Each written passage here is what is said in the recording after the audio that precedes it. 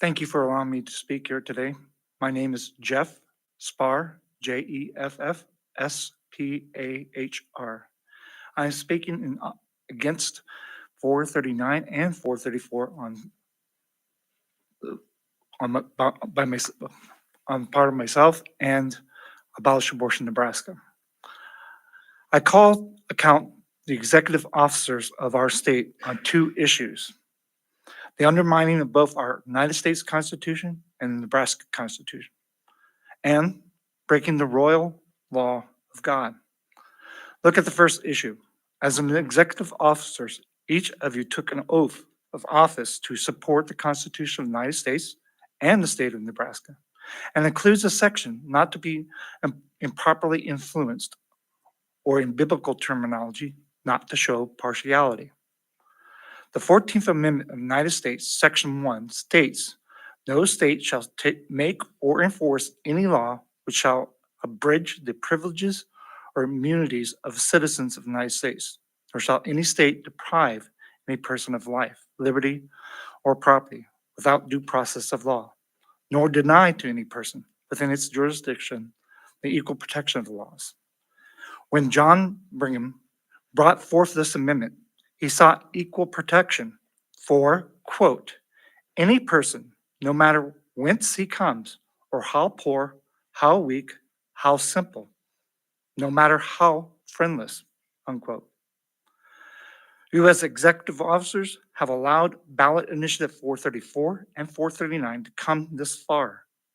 It was your duty to stop it, and it was first introduced because it shows partiality to a group of people.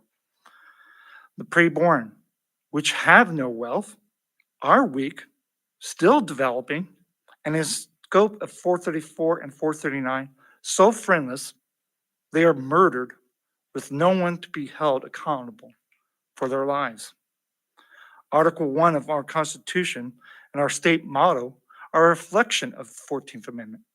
In fact, the very nature of our motto was designed to reaffirm African Americans had the same freedoms.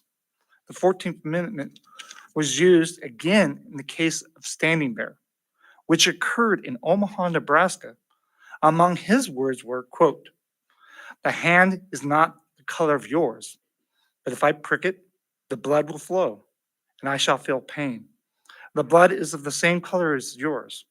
God made me, and I'm a man." It was a landmark case, recognized that an Indian is a person under the law and entitled to its rights and protection. And the inaction of the executive officers,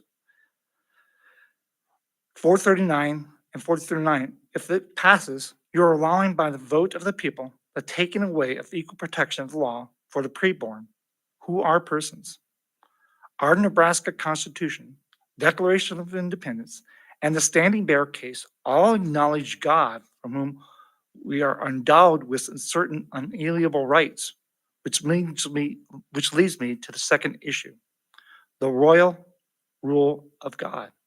In Romans 13, people are called to be subject to the governing authorities, who are appointed by God to be his servants for us for good.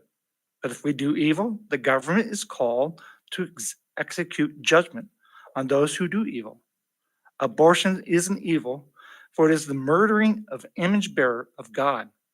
In that Romans 13 passage, the final 6 commandments are summed up in this saying: "You shall love your neighbor as yourself."